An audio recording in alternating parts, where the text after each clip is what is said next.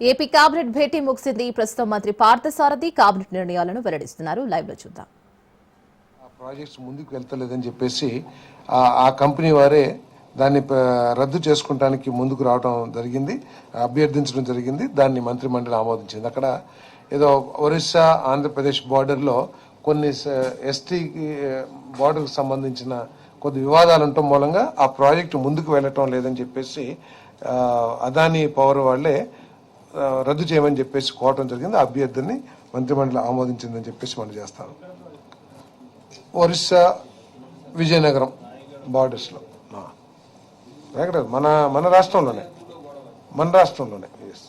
ఏదో సమ్ ట్రైబ్స్కి సంబంధించి ఇంకేం దీంట్లో మిగతా ఏం లేవు. ఏమండి మెట్రో రైలుకు సంబంధించి కూడా వేస్తుంది. విజయవాడ విశాఖపట్నం మెట్రో అదేమో 11,500 కోట్లు. అదేవిధంగా విజయవాడది కూడా 10,500 కోట్లు అనుకుంటాను రఫ్గా, అంటే వస్తుంది. ఈ సోలార్ ప్రాజెక్ట్స్ ఇవన్నీ మీకు తెలిసిందే కదా.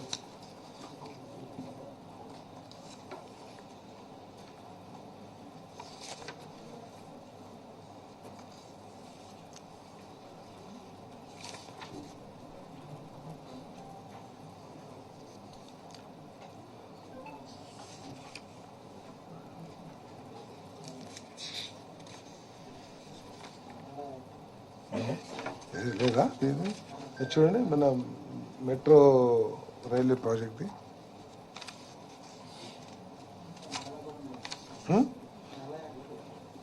నాలాది డిఫర్ చేశారు నెక్స్ట్ క్యాబినెట్కి. నాలాది తర్వాత మనది ఏమండి విజయవాడది, విశాఖపట్నంలో 11,000.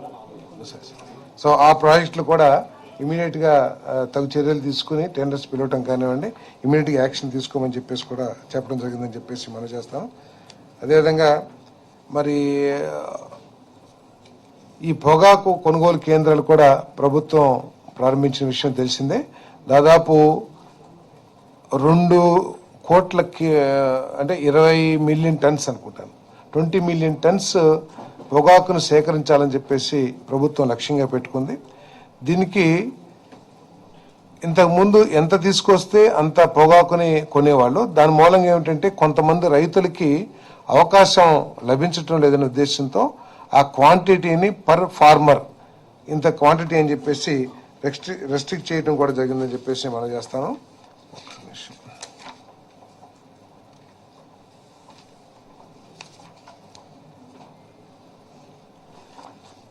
ఎస్డిబిఆర్జీ పొగాకు సేకరణ, రైతు షెడ్యూలింగ్, పరిమాణ పరిమితులు, కేంద్ర విస్తరణ మరియు లాజిస్టిక్స్ కు సంబంధించి సవరించిన కార్యాచరణ మార్గదర్శకాలను ఆమోదించే ప్రతిపాదనకు రాష్ట్ర మంత్రిమండలి ఆమోదం తెలిపింది.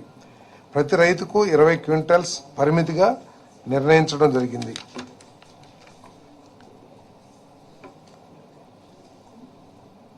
పద్నాలుగు 7/2025 నుండి 1 క్వింటల్ నుండి 20 క్వింటల్స్ వరకు ఉన్న రైతులను అత్యల్పం నుండి అత్యధిక క్రమంలో షెడ్యూల్ చేయటం ప్రస్తుతం అనుసరిస్తున్న ఫస్ట్ కమ్ ఫస్ట్ సర్వ్ పద్ధతికి బదులుగా చేస్తుంది. 12/7/2025 వరకు ఇప్పటికే షెడ్యూల్ చేయబడిన వారిని కొనసాగిస్తుంది. 20 క్వింటల్స్ కంటే ఎక్కువ ఉన్న రైతులను కూడా 20 క్వింటల్స్ కు పరిమితం చేసే విధంగా షెడ్యూల్ చేయడం జరిగిందని చెప్పేసి మనం చేస్తాము. డిఎల్పిసి నిర్ణయం ప్రకారం మరిన్ని పొగాకు సేకరణ